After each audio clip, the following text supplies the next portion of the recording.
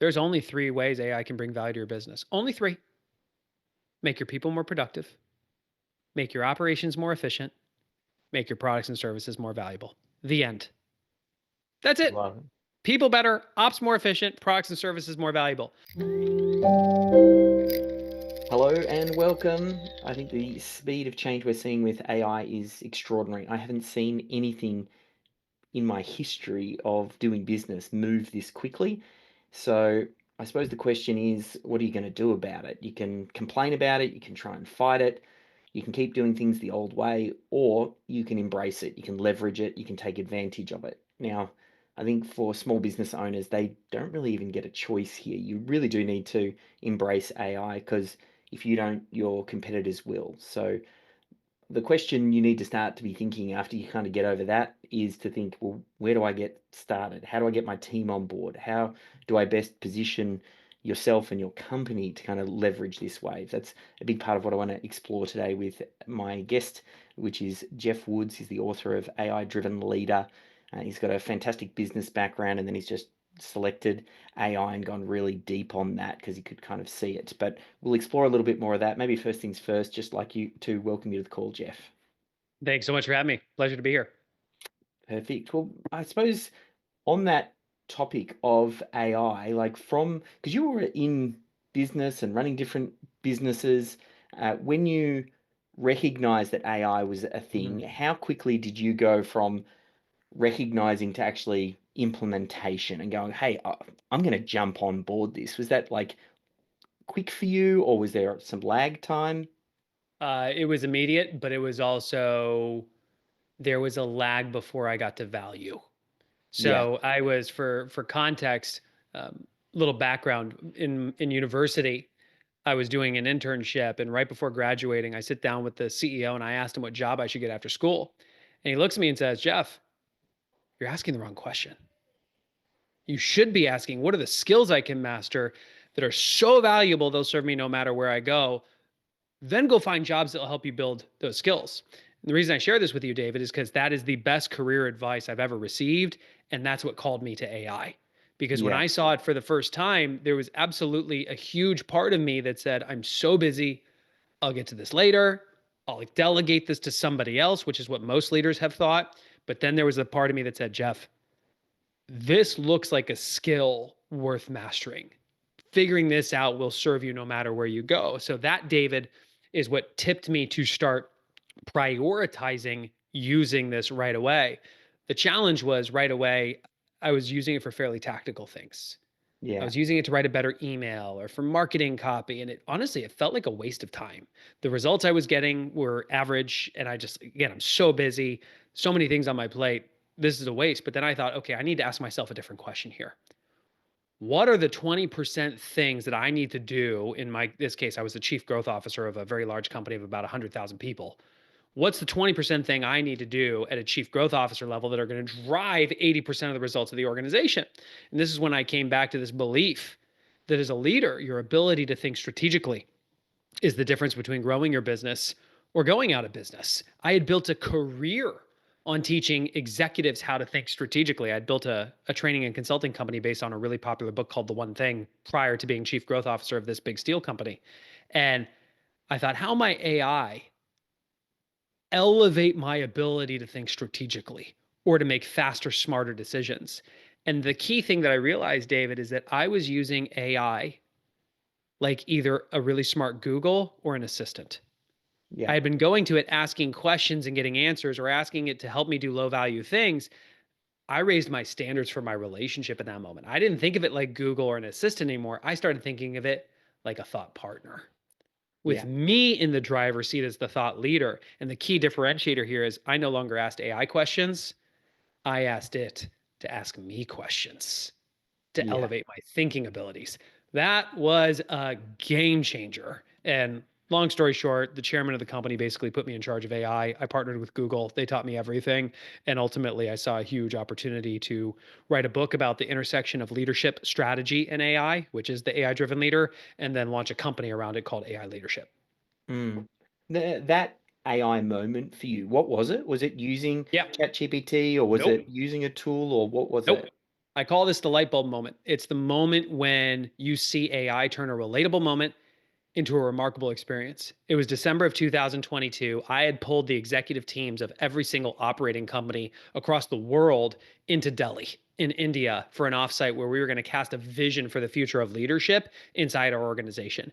It was the morning of the first of day one of the offsite, and one of my colleagues leans over to me and says, "Hey, have you heard of ChatGPT yet?"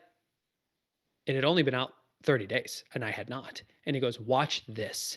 And I watched him type something into ChatGPT and it blew my mind. And Yeah. when I saw that, I was like, okay, this is a game changer. My first personal light bulb moment, walking out of that offsite, one of the things we identified is we had a workforce of about 100,000 people. The purpose of your people is to achieve the goals of the company. The goals of every company changed every year, but the job descriptions did not, which meant you had an inherent lack of alignment. And so I found myself asking, I think there's an opportunity for AI to create alignment through our whole workforce. And I was literally sitting down to write the proposal to get funded to work with Google to build this. And while I was writing it, David, I thought, how might AI help me do this? And I literally went to ChatGPT and said, "Here's the context that you need to know. We just got off this offsite. We've got a workforce of 100,000 people, blah, blah, blah, blah, blah." Like literally gave it all the context in my head and said, "Your role is to act as an expert in creating proposals for funding that are going to go to the chairman of a board of a large company. Interview me. Ask me one question at a time to gain as much context as you need. And then I want you to generate the proposal." And it literally interviewed me, and that was so easy because I'm just sitting back answering questions, and it clarified my thinking so deeply when it was asking me the questions, and then it just spat out a proposal that honestly would have taken me weeks to have generate that I did in under 30 minutes. Yeah. That was my light bulb moment. Yeah, I feel based on some of the things that you're saying, you're not a technical person. You're not a coder. You're a strategic level thinker. Is that like so you, Boom. So yeah, I am not a technical person. I am a growth and strategy person. I like when I yeah, was with the one thing, I would facilitate strategic offsites for companies. And as chief growth officer for Jindal, like I literally just played at a strategic level in driving enterprise value, which we were wildly successful. yeah. So I think that's key for someone listening. You don't have to be a techie or someone deep into the technology to leverage this. Really, the job of the leader is to spot the opportunity, which you did, and then you said, "I'm going all in." I know a lot Yeah. of business owners, you mentioned it at the start, you were busy, and a lot of business owners are short on time, limited resources. Um, is there anything that you might be able to say to them to kind of go, hey, this is such a large opportunity that you need to Yeah. prioritize it, or if you've got any tips on that? Why don't I just tell you a story of what this looks like to use this as a thought partner that will blow people's minds? Yep, let's do So I it. sat down with a group of CEOs and I asked them, they wanted to know how can they use AI? Because they were all going, yeah, this is for writing better emails. It's a waste of my time. And I asked, what are the toughest problems in your business that if you could solve them right now would unlock a new level of growth for you? Now, just look at the framing of the question, David. That Yeah, automatically rules out 80% of the use cases because they only drive 20% of the value. It forces you to get to the heart of what really matters most. And then let's work on that. One guy looks at me and he says, I got one for you. I run a manufacturing company. I leased all this equipment from a company in Japan, but things have shifted in the market and the debt is literally killing us. We're going to go bankrupt if it doesn't get restructured. And I go, okay, that's a good one. Let's do a yeah, use case on that. What have you done? And he walks me through, he goes, man, we've done everything. And he lists 5 specific things he has tried to do to get the board to restructure the debt and says that they are refusing because this is a publicly traded company in Japan. And the board thinks this will make them lose face in Japanese society.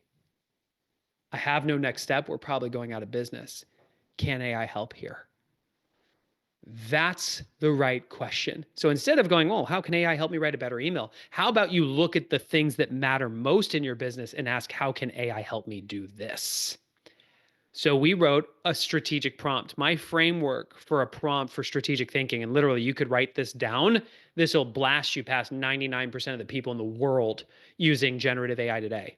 It's context, role, interview, task. You describe context on the situation, you assign it a role or a persona, asking it to act as a certain expert so it can harness expertise outside of your own. Then tell it to interview you by asking you one question at a time, up to 3 questions or 4 or 5 questions to gain deeper context, also that it can accomplish the task of whatever you want it to do. So, this was the real prompt I wrote in that moment. Context. I run a manufacturing company. I leased all this equipment from a company in Japan, but things have shifted in the market and the debt structure is now killing us. We are going to go bankrupt if it does not get restructured. Here are the things that I have tried in the past to get the board to restructure the debt. 1, 2, 3, 4, 5, each in vivid detail. It's gone all the way to the board, but since this is a publicly traded company in Japan, they are refusing to restructure the debt because they think they will lose face in Japanese society. I have no next step. I think we're going out of business. That was context. Awesome. So some people are listening to this going, holy crap, you can put all that into AI. Yes, folks, this is not Google. This is generative AI. Totally different ballgame. Your role is to act as an investment banker with deep expertise in restructuring debt. Interview me. So it's going to interview them as that person with that expertise, ask me one question at a time, up to 3 questions to gain deeper context, also that you can accomplish the task of generating 5 non-obvious strategies I could deploy to get the board to restructure the debt. Context, role, interview, task. That was the real prompt. With that, it immediately asked a question. Do you have relationships with any other influential executives in Japan that this board would respect? David, I look at the CEO and he goes, oh my gosh, I would have never asked that question. I actually do. Yeah. And the thing is, he doesn't have 2,000 years of Japanese context in his head, but AI does. That's why it's powerful as a thought partner. And then it asked 2 more surgical questions, just as pointed as that. And it came back and it said, here's your 5 non-obvious strategies. Number 1, it said, the Saving Face Consortium. It said, you have enough relationships with the right people. Approach them to acquire the debt. Give them really favorable terms. Your debt will get restructured. The board will save face. I look at him, David. He's literally holding back tears. His whole body language has shifted. And he looks at the people in the room and goes, guys, I haven't slept in 90 days.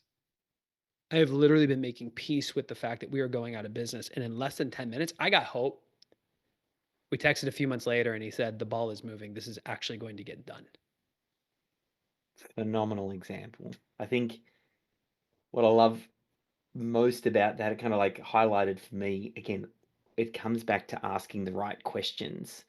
And I feel like I mean, this is classic Tony Robbins stuff. Ask a higher quality question, get a higher quality answer. So Yes. the AI is just so deep with its knowledge that it can pull from everywhere. Really, the limitations that leaders have are the questions that they ask. It's your ability to identify the use case and then communicate it effectively and then stay in the driver's seat as the thought leader. Those are the Yeah, 3 skills. But the reason I came to this and why nobody else is talking about this, I used AI to enhance me. This is me. This is what I have done yeah, with executive teams. I am world yep, class at asking great questions to executives. And I read this book from Dan Sullivan that 10x is easier than 2x. You read it? yep, Okay, so high level premise for those who haven't. You can literally double the size of your growth. All you have to you can keep doing 80% of what you do currently. You only have to change 20%, you can double. But if you want a 10x, you have to stop doing 80% of what you currently do, hold on to the core 20% that drives 80% of the results, and move all the other stuff to a higher level of capability. So, David, when I looked at this, I didn't see this as the great disruptor in terms of this is going to take my job. I saw this as a great liberator yeah. of I'm going to be abundant. how do I use this to take away 80% of what I've done before, hold on to what makes me me, and then move that other 80% to a higher level of capability? And I was like, man, for years, I've been getting paid to stand in the room and ask questions. Why can't I get AI to do it? And that's it. That was the Yeah. shift. So it's not even about knowing how to ask the right question. It's knowing how to tell AI, this is the problem I'm trying to solve or the goal I'm trying to achieve. I want you to act as this type of a person with this expertise and interview me like a world-class coach or a board member or my ideal customer or a strategic CFO, and have it conduct an interview to then give you non-obvious insights or to give you feedback on your approach or to help you create a business plan. This very obviously is an accelerant for smart people. It can make them smarter. It's that exoskeleton, it's the Iron Bingo. Man suit. I feel like that message is so critical to pass on to the team because there's a lot of fear around what this means. I know a lot of business owners, they might be hearing this for the first time. Some of my audience have already heard me talking about this a little bit, so they've come to terms with it. Do you have any thoughts on how to then transfer this Oh, message heck to the yes. team? Oh, heck yes. All leadership starts with self leadership. Yeah. The mistake I see leaders making is they're going, oh, I delegated this to somebody on my team. I just shared this. I had 55 C-level executives in the room last week for one of our offsites for our executive network called The Collective. So it's a network of AI-driven leaders where we're collaborating to get supporting each other on driving this in our companies. And I looked at them and I said, I don't need you to be the chief AI officer of your company. I don't need you to be the authority of AI in your company.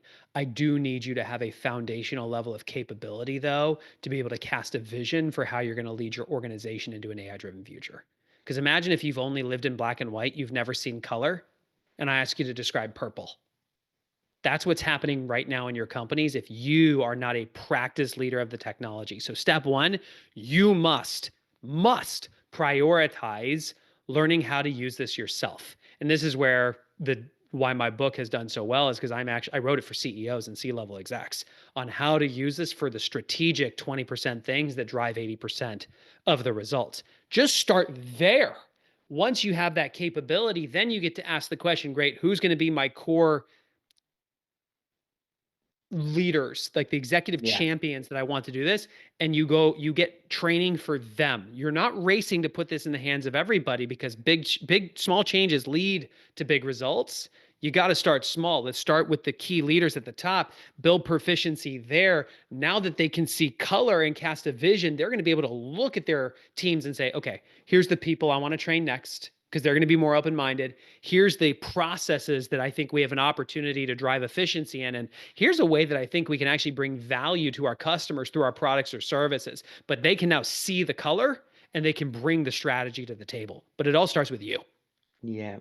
I remember I had a fortuitous opportunity to work with Michael E. Gerber, the author of Yeah, the yeah.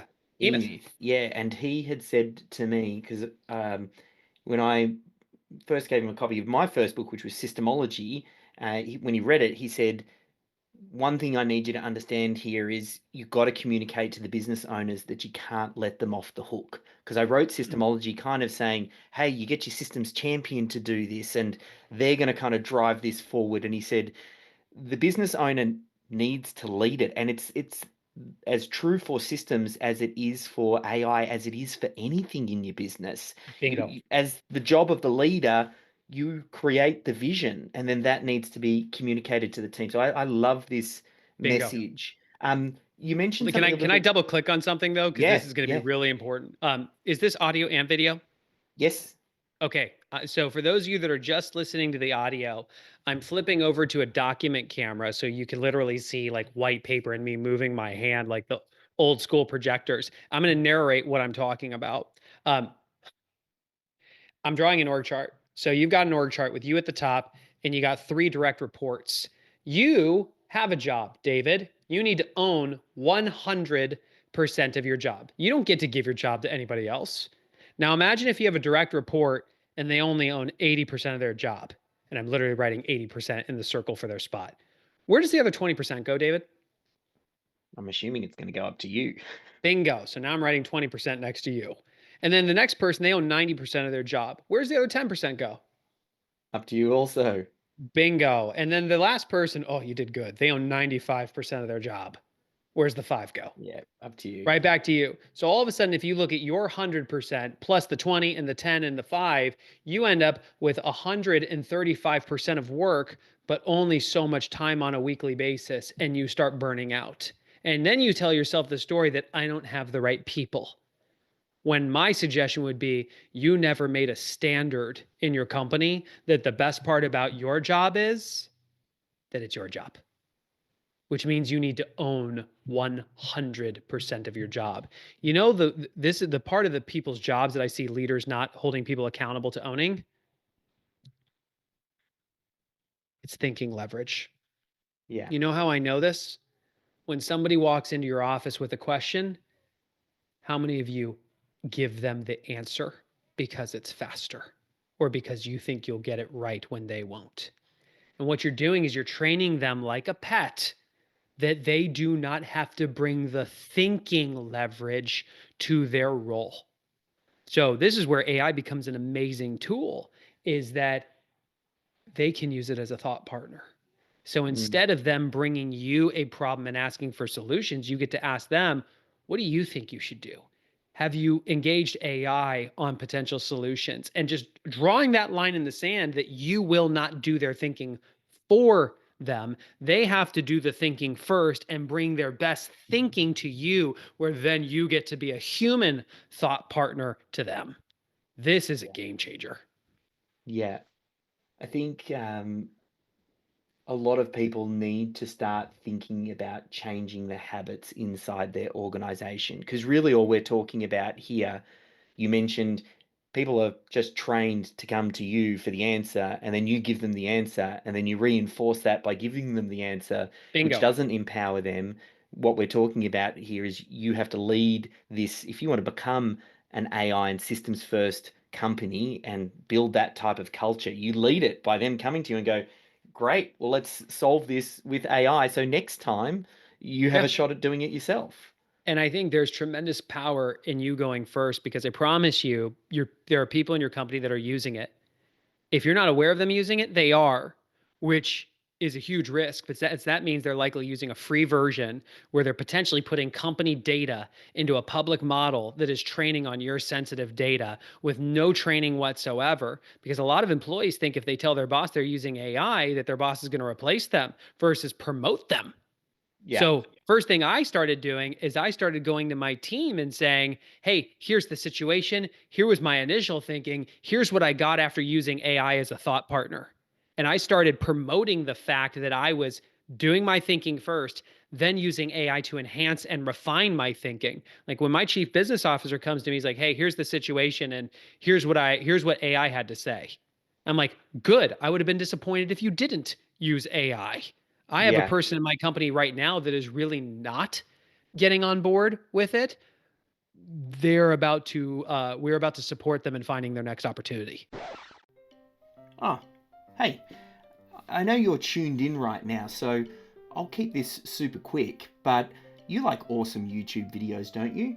Well, there's not really that many YouTube channels that create great content about how to systemize your small business. So I want to make sure that you catch every video that I publish. So if you haven't already, firstly, give this video the thumbs up and then go ahead and subscribe to my channel. You can even hit the bell notification to make sure that you're the first to know when I publish anything. So go ahead, do it right now. I'll wait a sec and then I'll transfer you back to the video. Yeah, I love that. I love to use the metaphor of imagine you're standing in a court of law and you need to prove beyond a shadow of a doubt that you are a systems and AI first company. What evidence can you produce?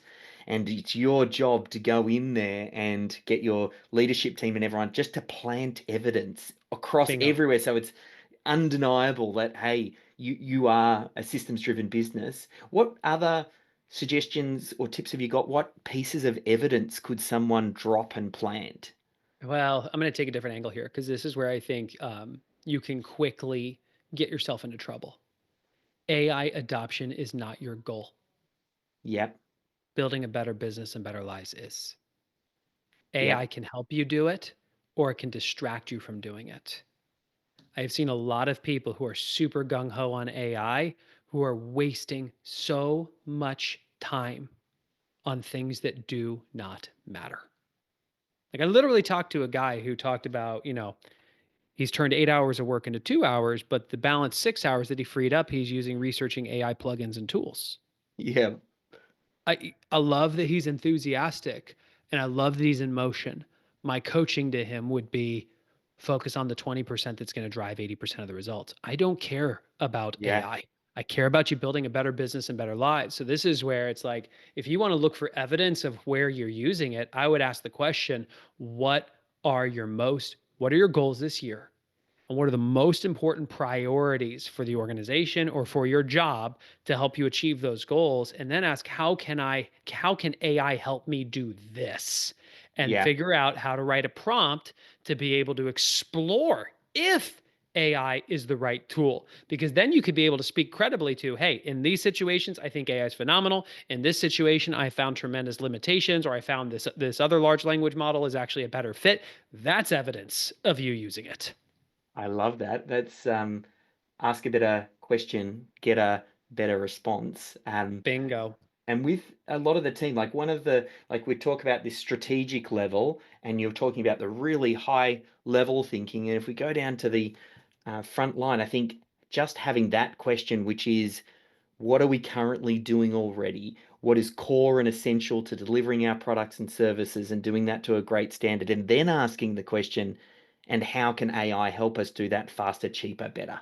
And let me give you an even more refined framework. There's only three ways AI can bring value to your business. Only three: make your people more productive, make your operations more efficient, make your products and services more valuable. The end.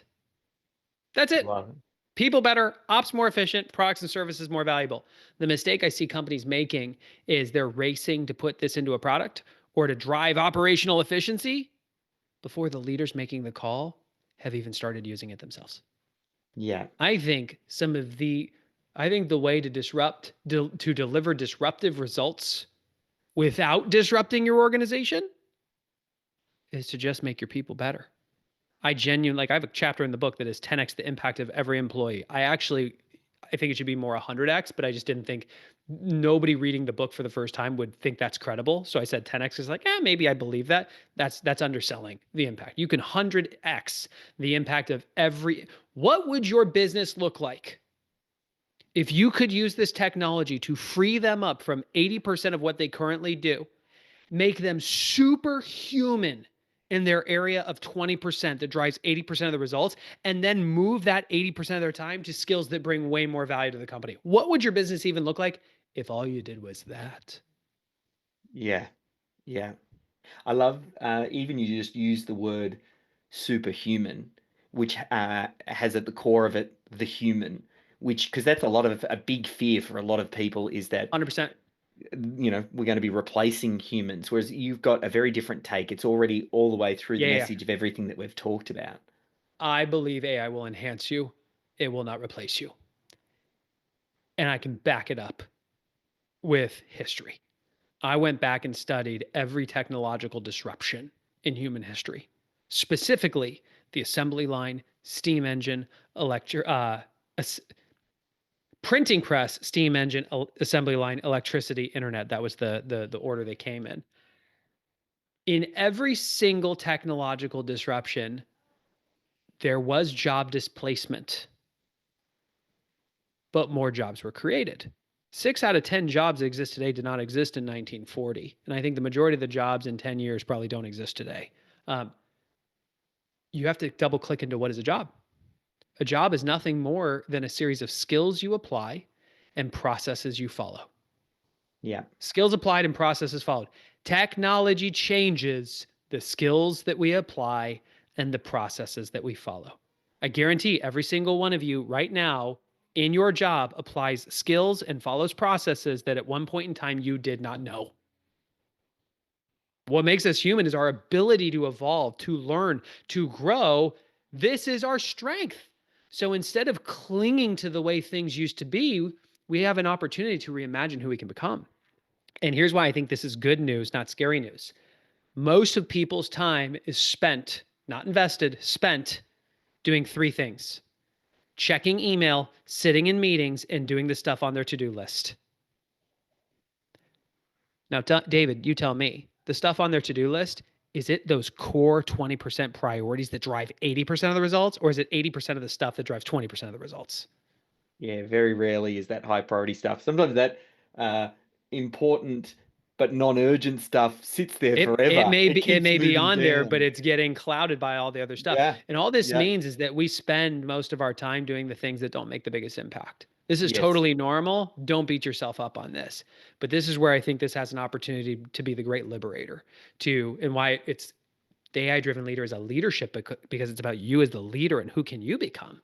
yeah. You first have to go inward and identify, what are my strengths as a human?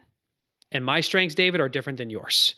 So that's inner work right there. What are my superpowers that if I harness those and focus them on the 20% priorities of my role in alignment with the company goals, which is not a given, and then supercharge me with AI there, whoo, that will enhance you. That will not replace you. You may have the same title with the same company in 5 years. I promise you, the skills you apply and the processes you follow will be different.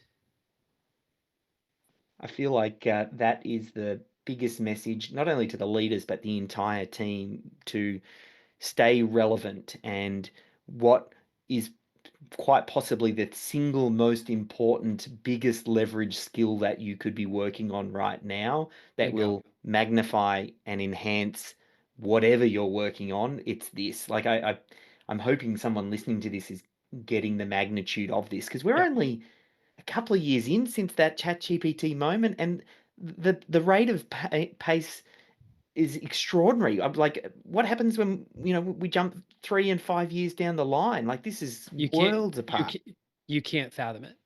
You Yeah, literally can't, because so many things are going to be developed that we can't think of yet. Like, you couldn't imagine Uber before yeah, the internet.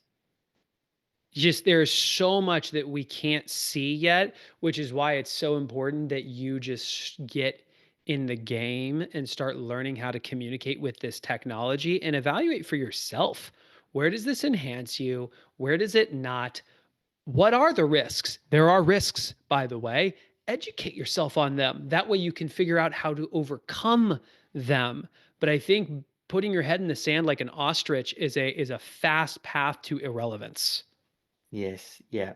We're definitely seeing the signals like success leaves clues, and a lot of the big leaders in the space are all embracing technology. And like a big trend at the moment we're hearing a lot about is the AI agents, and ChatGPT released its operator and Yes. the ability to look at your screen and take actions. Like I feel like, talk about an amazing thought partner, like you were saying before, where you can say, I hey, know. I'm researching this. Can you go research the internet, prepare the report, and come back to me with Yeah, your best recommendations? I would love your thoughts on where you see some of those ideas sure. going. I'm going to take a counterpoint.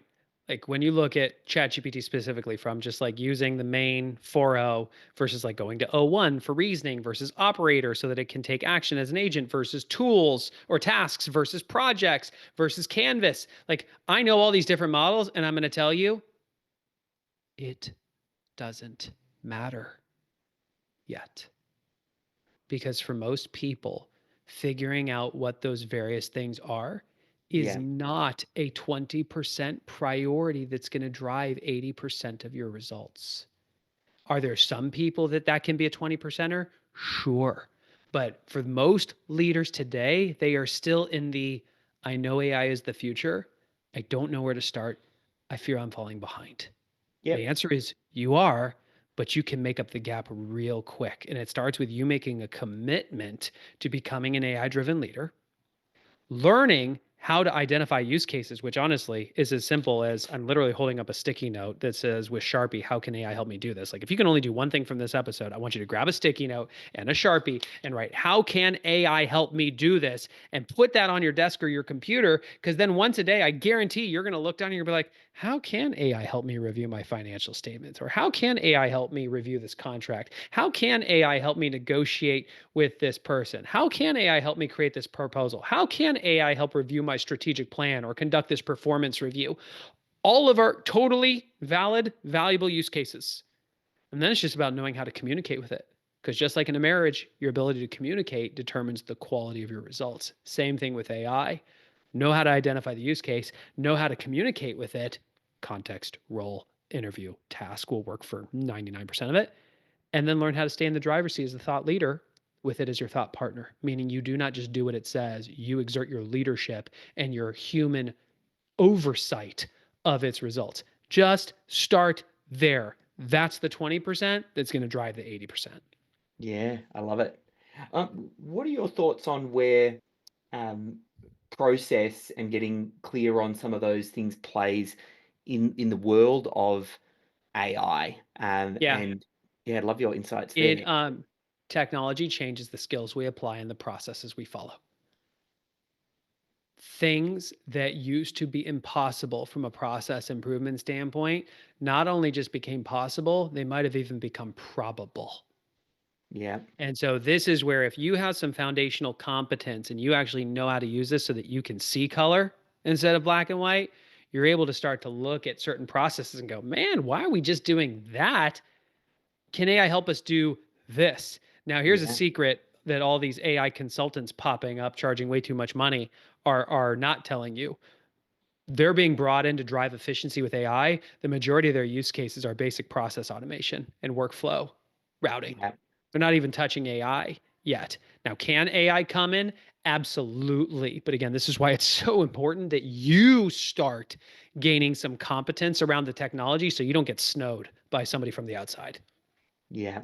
It feels like there's definitely levels to this. My brain can't help but default into step one, do this, step two, do that, step three. Like that's just how I'm But look, wired. this is your background. This is your superpower. This would be you Yeah, using AI to enhance you. I support that. yeah. So it's almost like I sit there and I go, step one here is um, you need to sell yourself on this idea. You need to then skill yourself up. Like that's step number one is getting your head wrapped around it. Then, step number two, as you're getting your head wrapped around it, you start to retrain yourself rather than can I Google this or just Google it? It needs to be, can I chat GPT it? Start to replace that so you get the skill. So it moves from an intellectual thing to a, hey, I can Yeah, feel it. And then once you've got that, it's going to be infinitely easier to then pass that to the team. bingo. And this is where once you've already started using this yourself, but with that sticky note of how can AI help me do this, you will naturally start to find things that you do. They're repetitive tasks, predictable steps. If you were using AI, it would be a consistent prompt, and you're going to go, all right, I should just build a custom GPT for this, which a GPT is just a mini app inside of Chat GPT where you store instructions for it to execute a prompt. So let me give you a real world example. Company I've been working with for several years, they're working toward an exit in the next 24 months. Their biggest challenge is they have a hostile board. Literally every quarter is a bloodbath. And it takes weeks to prepare for the board meeting. And in spite of their preparation, it's always a bloodbath. And the CEO comes to me, he's like, man, is there anything that we can do? Because he had gotten a call from the chairman saying, you got 6 months to turn this around, or you're all gone. He's like, is there anything AI can do to help us? I'm like, yeah, it can. So I sat the executive team down in front of ChatGPT, told ChatGPT to act as an HR professional with deep expertise in writing personality profiles, to conduct an interview of the executive team about one board member. And it was allowed to ask as many questions as it wanted, one question at a time. And when it felt like it had enough context, to generate a personality profile for that board member. And it literally just started interviewing and then spat out a personality profile. And I said, you're the thought leader, not AI. What do you think? Is it right? Is it wrong? What would you change? They're like, well, it's about 80% right. I would just make these tweaks. Great, make them. We repeated that process for every board member. I then created a custom GPT, which is literally like 2 or 3 clicks. No joke. It's that simple. And said, you are our AI board. These are the personality profiles of every director. And we uploaded all the personality profiles. Your job is to review our deck in advance of the meeting and give us feedback on, as every director, review every slide and tell us the top landmines that are going to blow up in our face that we can sweep right away. Because that was what was taking most of their time. Not the preparation of the deck, but trying to anticipate what they weren't seeing that the board was going to see that was going to blow up. To test it, David, we took a deck from the past. We know what happened in that meeting, gave it to the AI board and said, give us your feedback. And it literally, in 2 seconds, had read 60 plus pages as every board member and started saying, on page 8, Susan's going to get distracted by the granularity of the details of the slide. This is going to lead to a 30-minute detour. It's going to derail your whole agenda. Instead of all the details, say these 3 things because it's what she cares about most. I look at the CEO and he goes, holy crap, that's exactly what happened.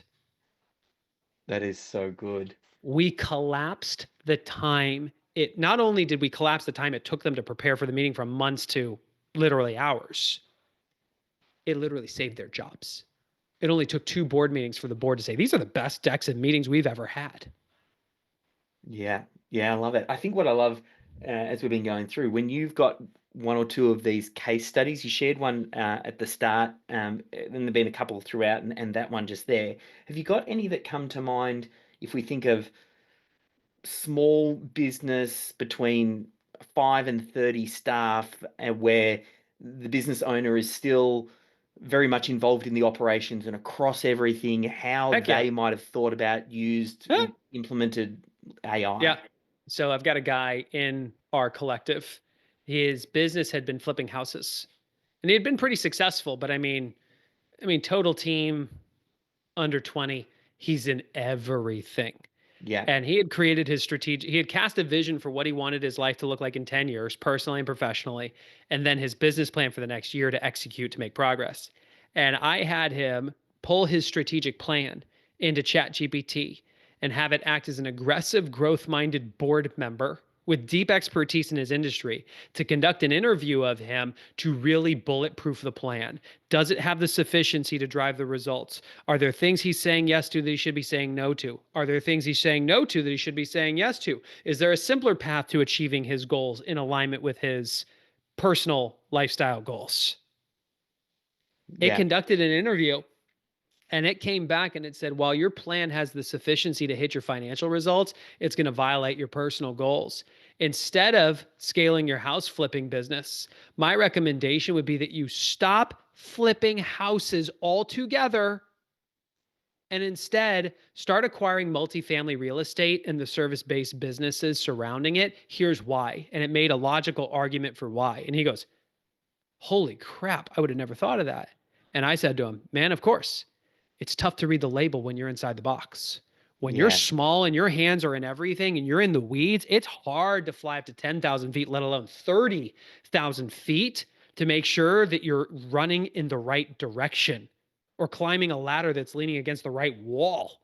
mm, In the next 30 days, David, instead of getting another house under contract that would net him 10 grand, he got a building under contract that he bought at such an aggressive discount. When he closed, he netted $1 million instantly. It was yeah, literally $1 million prompt. yeah. I love that. I think plenty of people will hear that and some of the things we've talked today, and then been inspired. And anytime there's any sort of roadblock that pops up in your mind as to, oh, I don't have that, or I'm not quite ready, replacing that with, hey, can I chat GPT it? Because I know some How can business AI owners help me do heard this? even your case study right there, and they'll go, but I don't have a strategic plan. Then you go, Great. okay, well, let's go a step earlier and say, all right, ChatGPT, I'm going to tell you about my personal life. I want you to help me create my primary aim. And then from there, let's build a business around that and help me Bingo. develop a strategic plan. So every question, every response, every hurdle, anything getting in the way can be solved with this one tool. Let me go even more meta. You don't have a strategic plan? Awesome. How can AI help me do this?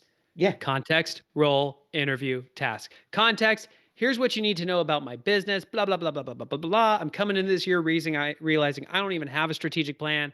I don't even know what would go into a strategic plan. Your role is to act as an expert in conducting strategic plans. Interview me, ask me one question at a time, up to 10 questions to Yeah. really learn what's going on in my business. And your task is then to spit out a strategic plan. And if you don't feel confident in even writing that prompt, you could literally say, here's what you need to know about my business. I don't even have a strategic plan. I don't even know how to write a prompt to do it. I want you to act as an expert in writing prompts to generate a strategic plan. Interview me, ask me one question at a time, up to 3 or 5 questions to gain deeper context, and then write the prompt that I would use to then get you to Yeah. help me create my strategic plan. It Yeah. will literally archetype the prompt that you can then say, great, now execute that, and it'll do it for you. I have a fun little way of working different LLMs and tools against each other. And you use something like, because let's say you like the idea of strategic plans. You go to YouTube, you search for a video on how to create a strategic plan. You load that into Notebook LM. You ask it, hey, give me the key steps. You go drop that into ChatGPT and say, this is the framework I want to use. Can you start here and then do the interviewing and help me deliver it? Like, you can just keep layering this stuff. The more you Yeah. use it, the better you get. One I have done that I'll get a little technical here. So these large language models, which ChatGPT is a large language model, Gemini, Copilot, Claude, Perplexity, these are all large language models. That's like the model itself, almost like that's the car. Then there's the engine of the car. So within ChatGPT, currently 4.0 is the current most popular engine. They have other engines for different purposes. O1 is their reasoning model that's like deeper thinking, and they just came out with 3.0 mini, which is good for reasoning. I will, if I wanted to create a really great detailed prompt, I will go to ChatGPT in 4.0, which is the default, and I'll describe it, but say, your purpose, your task is to write the instructions that I can give to ChatGPT o1 so that ChatGPT o1 can turn this into a prompt. Because I've actually tested this in terms of the quality of prompt 4.0 will Mm, give me versus o1. And if I make 4.0's job to write the instructions, I copy that, start a new thread, flip the engine over to o1, and literally copy, paste, hit enter. The quality of prompt that I get is vastly yeah. superior because it's actually thought it through versus just predicting the next word. That is one tactical hack I'll give that has been pretty awesome. I love it. It's almost like, and you talked about it earlier, um, when you start to have the AI work together, and you start to think about your team, and you mentioned about the board and giving them the personality profile for each member, and then you kind Yeah. of get to a point where you can have different trained AIs on different roles that are good at different things and interacting. Again, it's very easy for me to go, oh, wow, the bright, shiny object. And we always need to come back to, and what's the Sure. tactical 20%? But again, this just gives you insight into where we're going and what is possible. So I don't know if there's any final things in the tail end. I don't know anything else you want to kind of leave someone with, or a final message before I pass on your contact details. Big changes start with small action. I think one of the biggest mistakes you can take is to be really excited from this episode and then go and tell everybody to start using ChatGPT or whatever. I think that's a mistake. Start with you and a core group of key leaders that you think would be good early adopters, meaning you don't have to sell them on this. They're going to want to do it and they're going to be okay making a lot of mistakes and failing their way forward because you're going to fail your way forward. Start with those people. Get a basic prompt engineering, which we'll share my website. I've got a free course on there. Like people are charging hundreds or thousands of dollars. I'm giving it away for free because I'm playing a bigger game. That'll give you everything you need to start prompting really proficiently. Just get in the game and start using it yourselves and talk about it on a weekly or bi-weekly basis in terms of like what's working and what are things you're struggling with that you need help. Just start to normalize the conversation. You knock that domino down, everything else will start to fall. Yeah, it sounds like you just got to get in the gym and start working out that AI muscle. Bingo. A great place for people to start is your book, which is the AI Driven Leader. I'll pop a link through to that. People can also see more about the work that you're doing. You mentioned about the collective and some of the courses. That's over at aileadership.com. I'll pop a link through to that also. Yeah. And of course, like if you do find those people that Geoff was talking about, a great first start would be to share this podcast with them, this episode, and Heck yeah. say, hey, I listened to this. This inspired me. I want you to do it as well. And let's create a little mastermind and we'll bounce some ideas around and we'll see where this can go. So, yeah, just want to thank you for the work that you're doing, Geoff. I feel like it's Uh, right on point. It's my pleasure. And you know, if you go to aileadership.com, there is a newsletter you can get on that's free. Every week we're sharing a real story of an actual C-level executive. Like what was the challenge they were facing or the use case? What's the actual prompt they used? That way just we start to spark imagination in terms of the different ways that you can be using this. I would strongly encourage you to get on that. Yeah, perfect. Thank you again. It's my pleasure.